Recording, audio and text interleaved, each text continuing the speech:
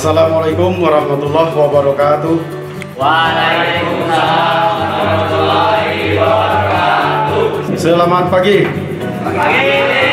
Sebelum kita memulai aktivitas kita pada hari ini, marilah kita berdoa menurut agama dan kepercayaan masing-masing agar apa yang kita pelajari mudah diterima dan dapat manfaatnya untuk kita. Berdoa, mulai.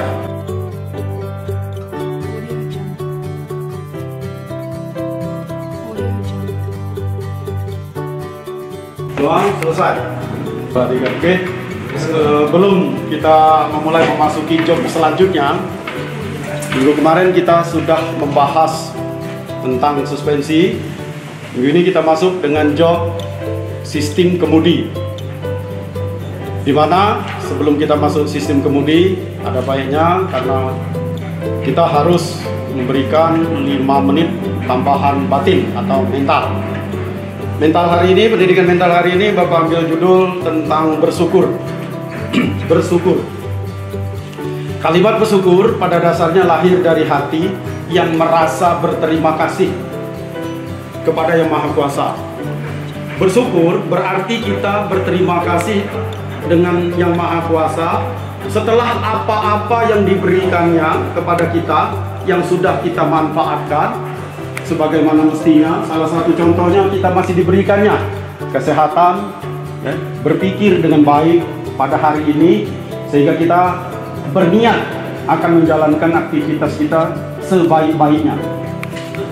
Bersyukur sesuai dengan yang disebutkan di dalam Al-Quran, yang artinya kira-kira apabila Anda bersyukur, maka nikmatku akan aku tambah kembali nikmatku yang tidak kami ketahui keberadaannya, baik dari depan, dari belakang, dari samping kanan ataupun samping kiri.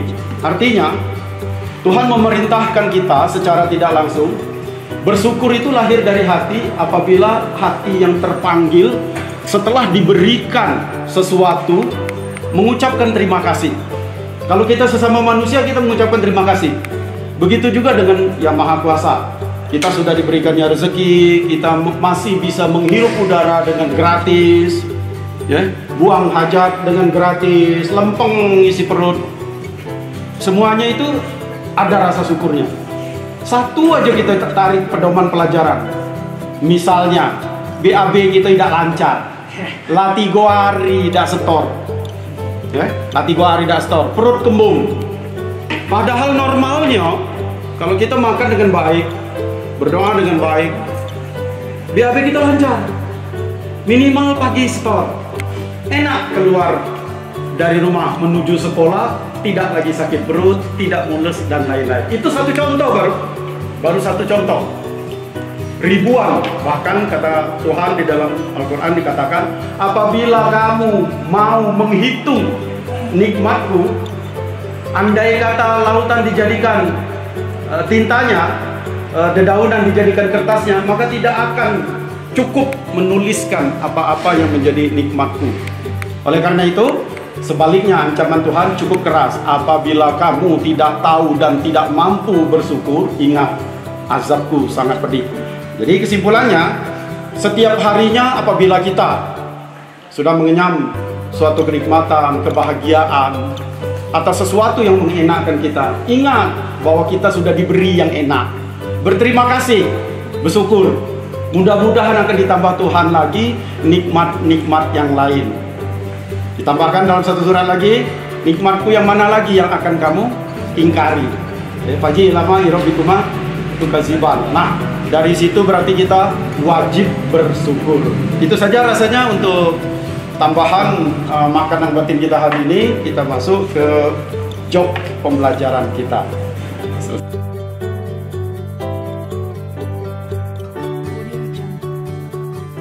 Buka lembaran job sheet halaman 15 tentang sistem kemudi manual. Sebelum Bapak masuk menerangkan tentang sistem kemudi manual, Bapak menerangkan dulu apa hubungannya terhadap sistem suspensi yang sudah kita ketahui kemarin.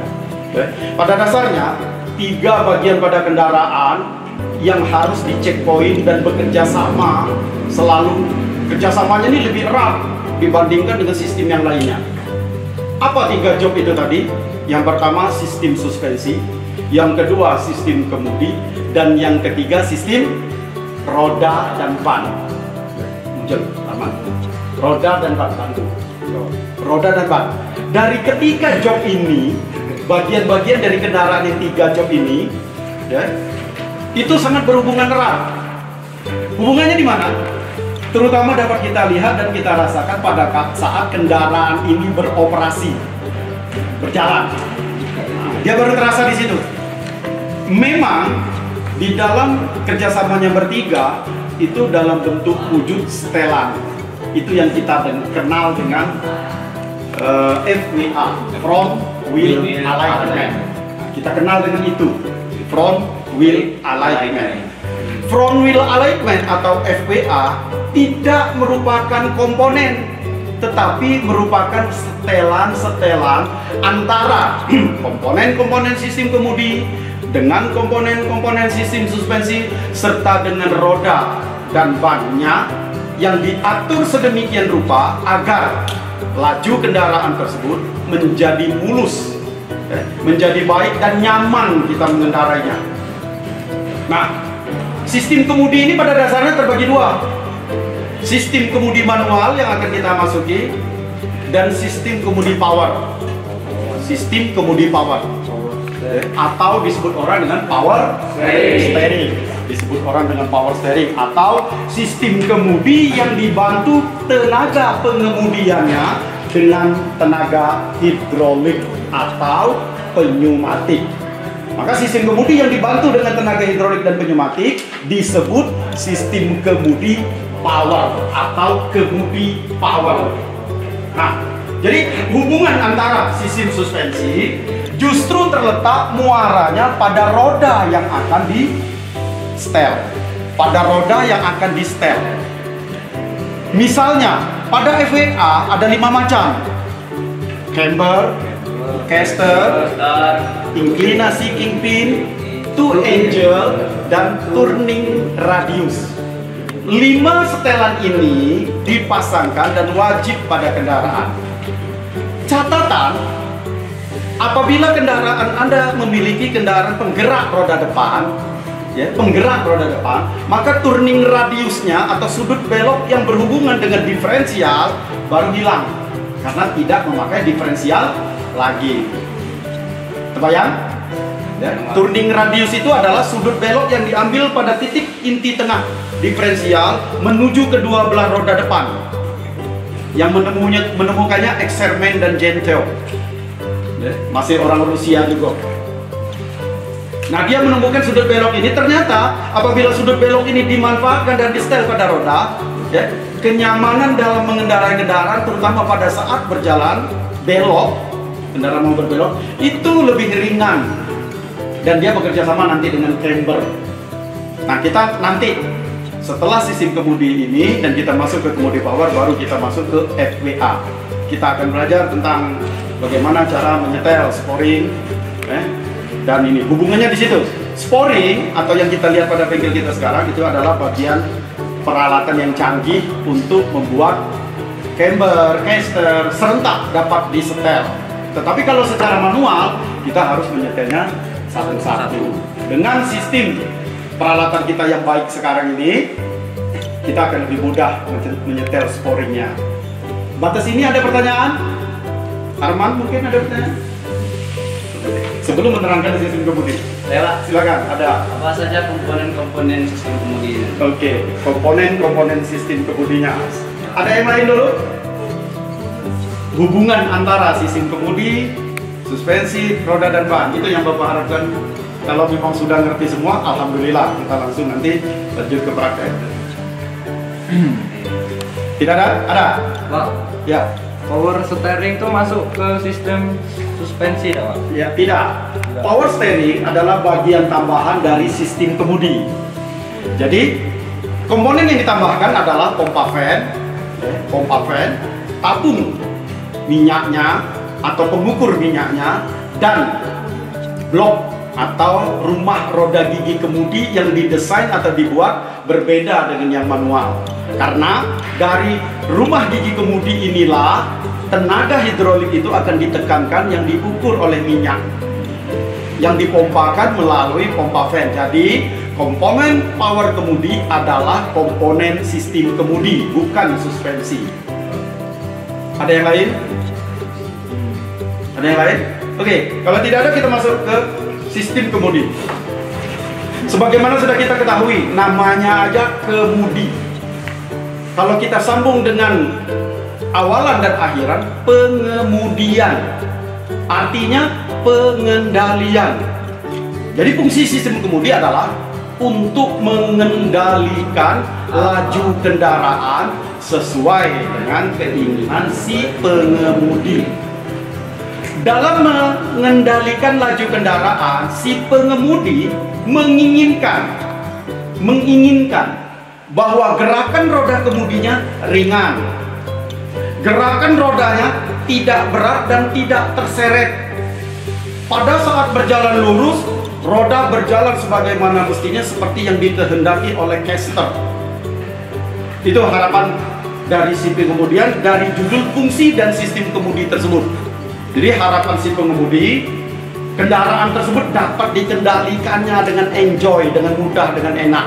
Dengan catatan, semua komponen-komponen yang berhubungan dengan sistem pengemudian bekerja dengan baik, memastikan diri bekerja dengan baik. Contoh, bagian yang tidak bekerja dengan baik, misalnya ball jointnya longgar, atau sudah pernah ban masuk lubang, dabruk, terjadi pergeseran penyetelan, atau yang lebih parah lagi, ball jointnya pecah, minyak-minyaknya muncrat keluar.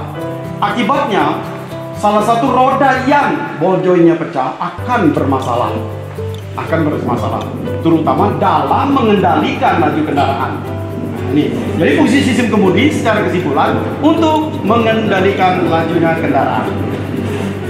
Kita bagi dua dulu, jenis-jenis kemudi ada dua macam, yaitu kemudi manual dan kemudi power. Nah, tetapi jenis roda giginya ada 6. Nah, kita jawab dulu pertanyaan dari Kevin tadi. Oke. Apa saja komponen sistem kemudi? Komponen sistem kemudi yang pertama adalah steering wheel. Roda kemudi, steering wheel. Steering wheel ini kalau kita bagi dari konstruksi bentuknya ada 3 macam.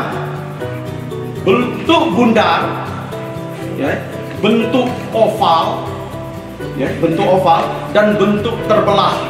Jadi bagian depannya terbelah.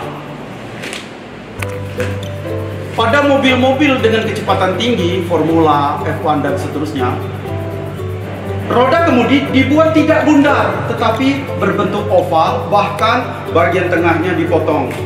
Ini memungkinkan sekali dalam pengendalian kendaraan ini. Pada saat dia dalam bentuk ovalnya melebar, si pengemudi dapat dengan mudah jarak antara setir atau roda kemudi terhadap si pengemudi itu lebih leluasa. Karena mobil ini didesain dengan kecepatan tinggi, mau tidak mau permainan roda gigi harus dibuat selincah mungkin. Oleh karena itu pada saat dia berbelok diharapkan bagian ovalnya tidak sampai menyentuh dada si pengemudi. Tetapi ini baru dipasang pada kendaraan-kendaraan kecepatan tinggi, sehingga fleksibilitas dalam mengendalikan roda kemudi itu lebih fleksibel. Tahu fleksibel maksudnya? Mudah dikendalikan, tidak kaku, tidak berat. Contoh kalau Anda lihat, mungkin sudah pernah nonton film Batman, lihat mobil Batman itu kemudinya bahkan potong di tengah. Di sini terpegang seperti itu, terpotong di tengah. Jadi dia mengendalikan itu memang dengan kecepatan tinggi. Rugi apabila tidak dengan melakukan kecepatan tinggi. Tapi dengan catatan tentu melihat keadaan sikon waktu berjalan. Orang rame, SMA 2 keluar, SMP 3 keluar, Anda dengan kecepatan 200 km per jam. Itu sama dengan bunuh diri. Artinya tidak menghitung keadaan di luar. Oh, mau menunjukkan kemudi kita pada fleksibelnya bagus, tetap saja celaka yang dapat. Oleh karena itu tetap memori otak kita tetap melihat kapan kita harus pacu kendaraan kita dengan kecepatan tinggi. Contoh lagi dalam keadaan alam atau jalan, pada saat kendaraan mendaki itu tidak diizinkan, tidak disarankan untuk melaju atau melajukan kendaraan dengan kecepatan tinggi. Pada saat kita naik dengan ketinggian tertentu, kita diharapkan kendaraan itu bergerak dan berjalan dengan momennya, bukan dengan kecepatannya. Sekali lagi, dengan momennya, bukan dengan kecepatannya. Itu steering wheel. Steering yang bundar itu juga dibagi dua macam. Ada steering wheel yang kecil, bundaran kecil, dengan steering wheel yang bundaran besar. Steering wheel yang bundaran kecil umumnya dipakai pada kendaraan-kendaraan bisnis. Maksud saya di sini kendaraan famili, keluarga, sedang sampai dengan kecil. Sedangkan yang berdiameter besar dipakai pada kendaraan-kendaraan berat yang besar, karena membutuhkan momen untuk memutarnya, membutuhkan momen. Setiap kendaraan-kendaraan besar zaman kini sudah pasti dia sudah memakai power kemudi. Jadi beratnya sebuah steering wheel sudah hilang dengan power steeringnya. Oke, yang kedua, komponen yang kedua dari sistem kemudi, steering mindset atau batang utama kemudi. Steering mindset, batang utama kemudi. Batang utama kemudi ini pun fleksibel, banyak macamnya, tergantung dengan jenis kendaraan-kendaraan yang memakainya. Ada yang sampai sambungannya 2, ada cuma sambungannya 1. Contoh di Hiace misalnya, sistem kemudinya begitu sederhana. Dia cukup 1 batang, ketemu dengan gearbox. Gearbox ada perpaduan antara roda gigi di situ. Batangan selanjutnya menyambung pada lengan pitman. Dia cuma satu batang. Tetapi pada jenis-jenis mobil sekarang, terutama mobil sedan, mobil family, itu hampir rata-rata 2 bagian. Karena di situ dipasang untuk menyambungnya, dipasangkan kalau Anda lihat di poros propeller ada yang namanya hop joint atau universal joint. Nah, di kemudi yang jenis ini dipasangkan universal joint mini yang kecil, tapi bentuknya hampir sama seperti universal joint yang ada di poros propeller. Batang utama kemudi memungkinkan sekali penyetelan dalam bentuk sistem kemudinya yang sesuai dengan si pengemudi. Zaman kini steering wheel bisa disetel rendah, tinggi, atau yang sesuai dengan si pengemudinya. Nanti kita lihat. Nah, di beberapa kendaraan sudah ada penyetelnya. Itu batang utama kemudi. Fungsinya menerima putaran dari roda kemudi, diteruskan ke roda gigi kemudi. Komponen yang ketiga disebut dengan column, steering column atau rumah batang kemudi. Steering column atau rumah batang kemudi.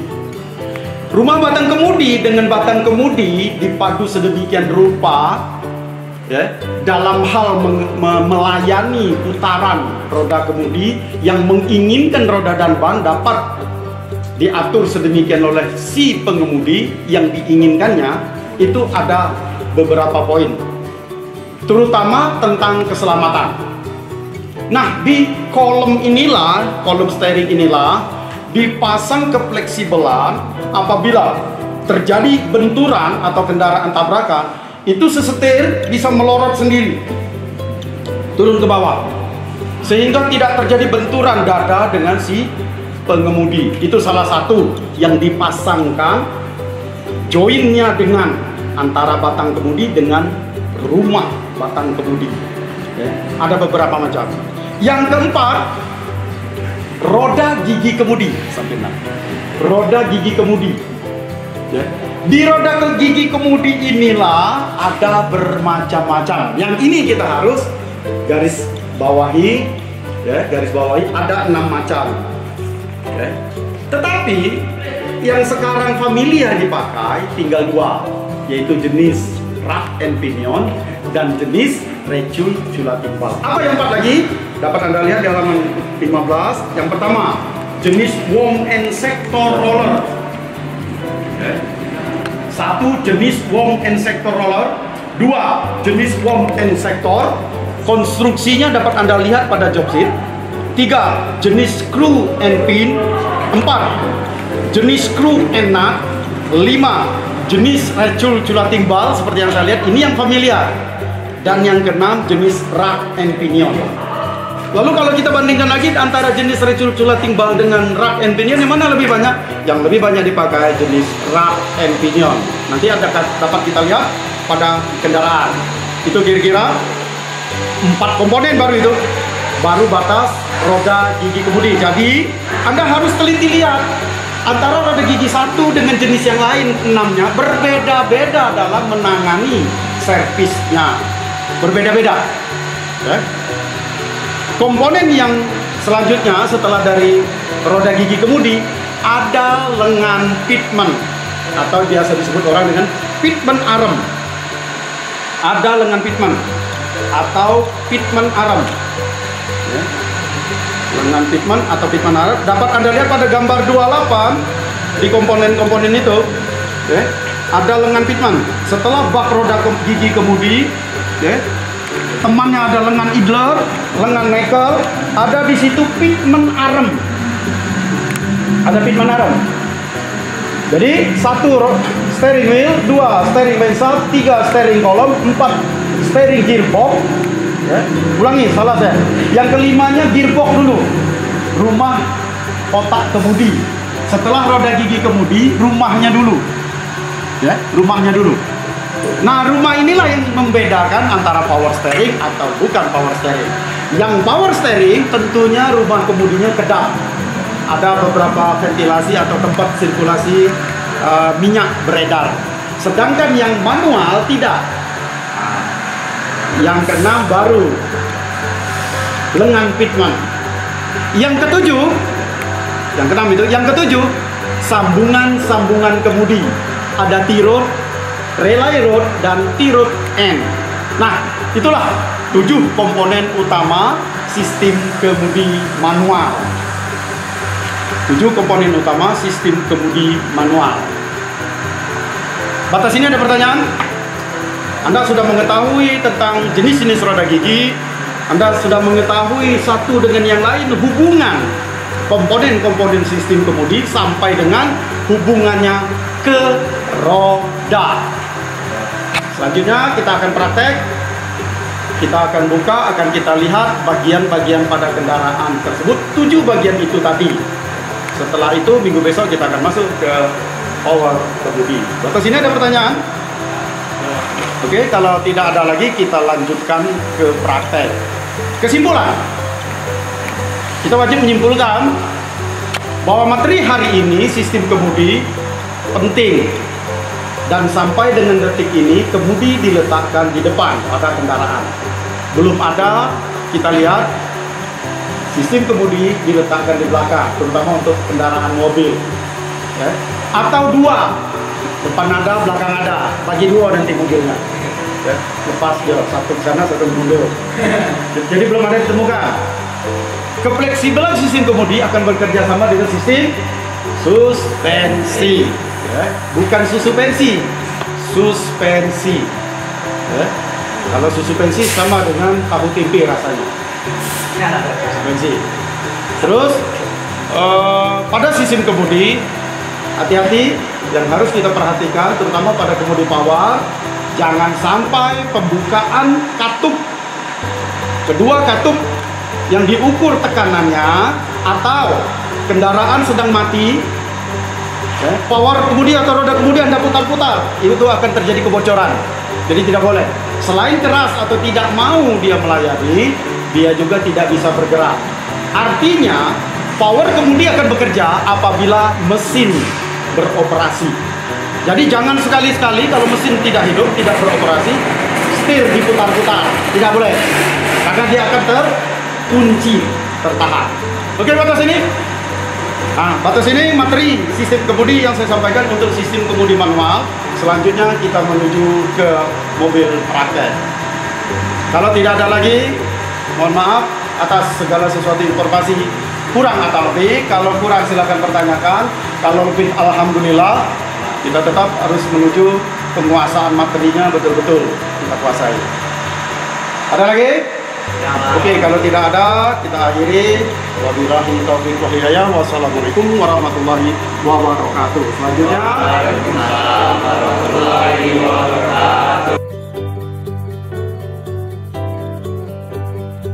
kita menuju ke praktek kenyataan yang terdapat pada kendaraan. Kebetulan kita memiliki Toyota Kijang ini. Pada jenis kendaraan ini sudah memakai sistem kemudi power. Dia sudah dibantu dengan power kemudi. Seperti yang sudah dijelaskan pada teori tadi atau pada job sheet, kita akan lihat komponen-komponen kemudinya. Nah, ini yang disebut dengan steering wheel atau kemudi, roda kemudi. Tidak pakai gigi ya, roda kemudi, tidak pakai gigi. Steering wheel. Jenis yang ini karena dia dipakai pada mobil niaga atau mobil family, maka berdiameter kecil. Nah, tadi saya katakan berdiameternya dua macam, ada yang besar. Kalau yang besar dipasang pada kendaraan yang besar atau truk contohnya. Lalu masuk sampai ke bawah. Bawah di situ diselimuti atau dibungkus oleh kolom. Tujuh. Kolom. Nah, itu kolomnya. Jadi di situ steering mindshap dan kolom. Steering. Seperti yang saya jelaskan tadi, kalau dipakai pada mobil MPF atau mobil keluarga, biasanya ada dua bagian. Nah, ini sambungan dua bagian itu tadi. Ini yang saya maksudkan dengan universal joint yang mini, yaitu dipasang untuk penyambungan antara steering mindshap dengan roda gigi kemudi di bawah. Roda gigi kemudi di bawah. Nah, inilah ini. Oke, kita naikkan kendaraannya agar kita dapat melihat sambungannya terhadap gigi kemudi. Naikkan kendaraannya.